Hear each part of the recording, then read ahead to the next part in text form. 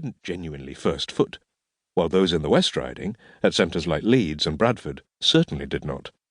Further away, in the deep, deep south of Yorkshire, at Sheffield, which is halfway to London, the matter was not even considered. Down there, they thought first footing was a building term.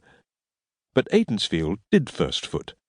That classified it as north, and that made me happy. It meant I had not trespassed beyond the bounds of true northern credibility by emigrating into unknown southern regions, and even if my old colleagues continued to categorize Aidensfield as south, I knew it wasn't. That the custom of first footing occurred in Aidensfield assured me it was a northern village, and for that I was eternally thankful. For a northerner to be mistaken for a southerner was akin to a Catholic being mistaken for a holy roller. First footing is a very ancient and noble custom. It is practised with alacrity on New Year's Eve, and its misty origins matter very little to those who enjoy it in our modern society. Nonetheless, there are certain rules which must be obeyed. First and foremost, it is a New Year ceremony, the purpose of which is to bring good luck and prosperity to the household. The method of first footing is very simple, albeit undertaken within the accepted but unwritten code of conduct. The term means first into the house. A first foot is, therefore, the very first visitor to a house in the new year. He must arrive as soon as possible after midnight on New Year's morning, and he must bring with him certain gifts which symbolize a lasting supply of food, warmth, and prosperity. These items are fairly simple. There must be a piece of coal to symbolize heat and light, a coin to symbolize continuing wealth, or perhaps a little salt in lieu, and a piece of bread to fulfill the food requirement. In Aidensfield and some other areas of North Yorkshire, a piece of holly must also be carried, this evergreen being an ancient symbol of everlasting life. In addition to the required gifts, the first foot must also comply with certain personal rules. He must always be a man. Women must never perform this task, otherwise it brings bad luck, and the Sex Discrimination Act has not yet been amended to change this rule. In order to qualify, a man must never be flat-footed or cross-eyed, and his eyebrows must not meet across the nose. In addition, he should have dark hair. In the ideal situation, he should be a total stranger, who chances to enter one's house at the right time, but as honest midnight visitors of this sex are rare, and indeed open to close police interest, most northerners make do with someone they know, provided he is suitably qualified. To ensure that each household is visited at the necessary time, plans are made well in advance.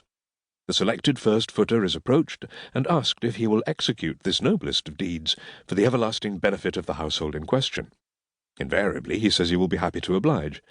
Thus committed, he must equip himself with sufficient bread, money, or salt, coal, and holly for each house upon his itinerary, and he will be expected to kiss every lady encountered en route.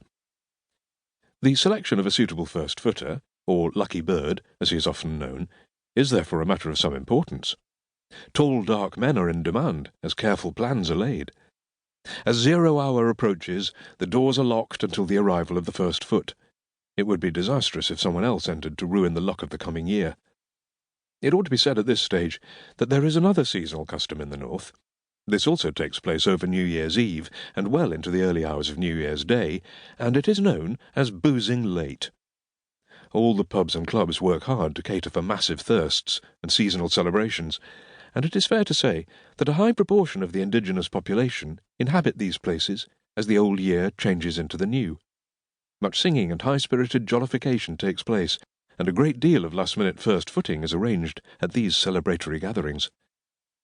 It follows, therefore, that the role of the country constable is somewhat unspecific over those midnight hours. The pubs make brave attempts to comply with the law by seeking permission from their worships to open late. This is seldom refused, if only because their worships also enjoy the occasion, and the customers play their part by never drinking away from their home village at New Year. Thus they are all friends of the licensee, which means they drink later than normal, and this also obviates the constable's worries about drunks navigating ungovernable vehicles about the place. Everyone walks, or tries to. Another feature of this arrangement is that by walking one can call at many houses en route, ostensibly to check that the first foot has performed his annual ritual. If he hasn't, entry is refused. If he has, everyone is welcome to take cheese and gingerbread laced with ginger wine. On my very first New Year's Eve,